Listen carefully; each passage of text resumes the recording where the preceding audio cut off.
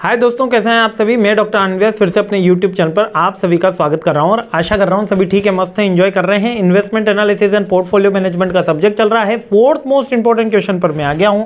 जल्दी से देख लेते हैं चौथा क्वेश्चन क्या है। ये क्वेश्चन आ गया है रिस्क एंड रिटर्न। जी हाँ, रिस्क एंड रिटर्न का कंसेप्ट क्या होता है और हम मेजरमेंट कैसे करते हैं। मेजरमेंट के तो वैसे डिफरेंट टूल्स एंड टेक्निक्स है, वो भी एक अलग अपने आप में इंपॉर्टेंट क्वेश्चन है, पर एक कंसेप्ट यहाँ पर आया है, यानी कि रिस्क करके 2 बार क्वेश्चन हमारी अंतिम प्रहार के अंदर रिपीट हो रहा है, तो इसका मतलब है कि रिस्क है कल मतलब रिस्क का क्वेश्चन आने की संभावना ज़्यादा है। तो कंसेप्ट क्या होती है रिस्क का कंसेप्ट होता है in the context of investment refers to the uncertainty of return. जो अनसर्टेनिटी ऑफ द रिटर्न होता है या वेरिएबिलिटी ऑफ द रिटर्न होता है वही रिस्क कहलाता है। रिस्क 2 टाइप्स की होती है, एक तो सर्टेन रिस्क होती है और एक अनसर्टेन रिस्क होती है।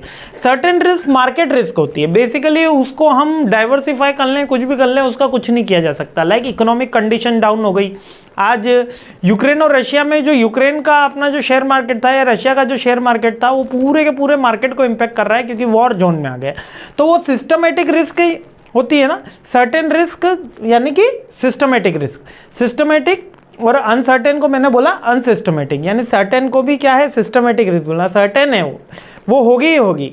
सिस्टमेटिक रिस्क अब सामान्य सर्टेन अनसर्टेन तो मैंने बोल दिया, बहुत से बच्चे बोलेंगे सर गलत बोल रहे हो। देखो ऐसा नहीं है क्या है, बुक की लैंग्वेज के अंदर उसको सिस्टमेटिक अनसिस्टमेटिक बोलते हैं, जबकि प्रैक्टिकल लैंग्वेज में जब हम जाते हैं, जब मार्केट के अंदर जाते हैं तो कोई रिटर्न के लिए पूछता है भैया इतना सर्टेन रिस्क तो है ही है ना, इतना सिस्टमेटिक रिस्क उसको नहीं समझ में आता, इसलिए मेरी टंग के अंदर वही सर्टेन अनसर्टेन रहा। लेकिन बेसिकली बुक के अंदर कल आप एग्जाम राइट डाउन करेंगे तो सिस्टमेटिक रिस्क और अनसिस्टमेटिक रिस्क।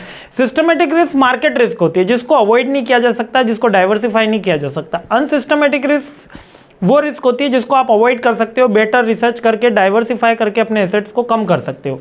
ये रिस्क होती है अनडाइवर्सिफाइबल रिस्क होती है सिस्टमेटिक रिस्क।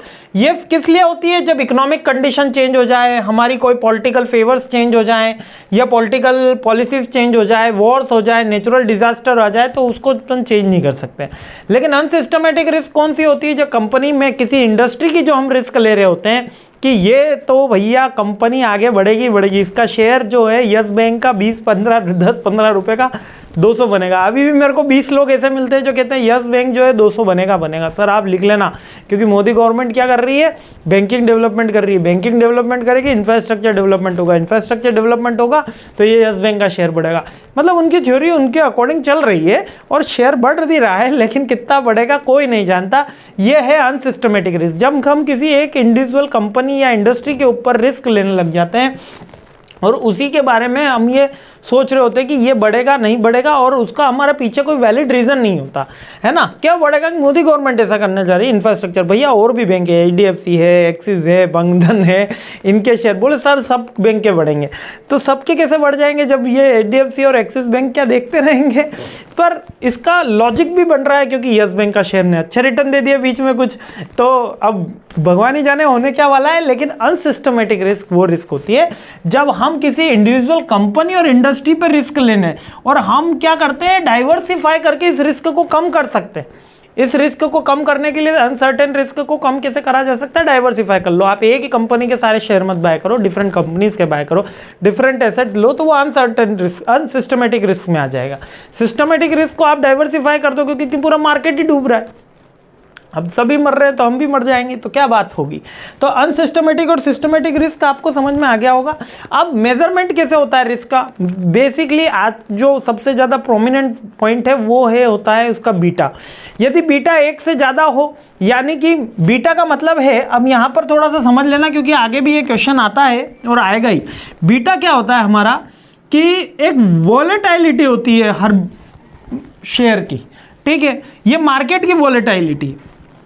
अगर आपकी भी शेयर इसी अकॉर्डिंग वोलेटाइल हो रहा है तो आपका बीटा 1 से कम है, और आप में अगर मार्केट का शेयर यहाँ तक गया, आपका यहाँ ऊपर चला गया और नीचे गया तब यहाँ तक चला गया, यानी आपका बीटा क्या है 1 से ज़्यादा है।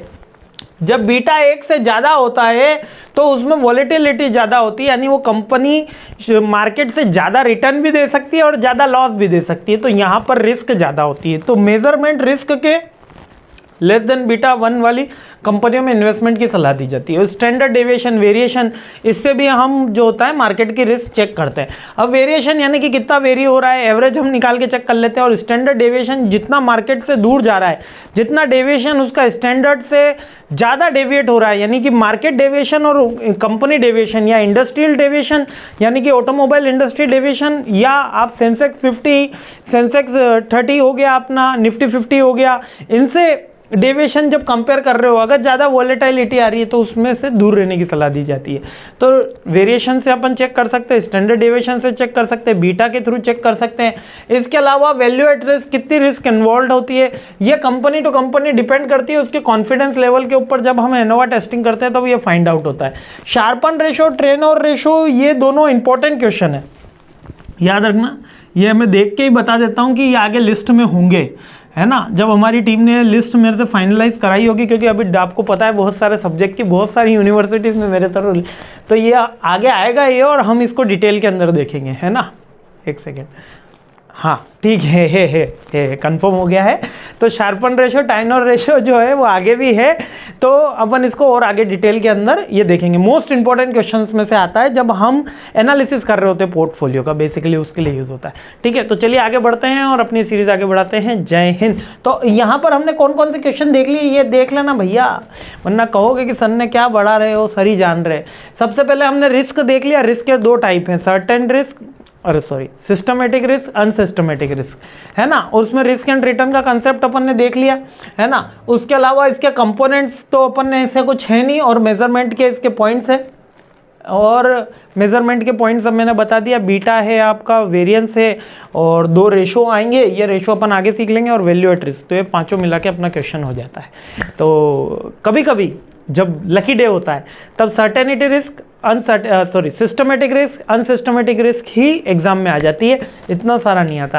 लेकिन देखते हैं कल क्या आता है, अपनी तैयारी पूरी रखते हैं। डिटेल वीडियो के अंदर और डिटेल के अंदर मैंने इसको बताया, तो अच्छे से इसको एनालिसिस कर लीजिएगा। आगे बढ़ते हैं अपनी सीरीज में। जय हिंद।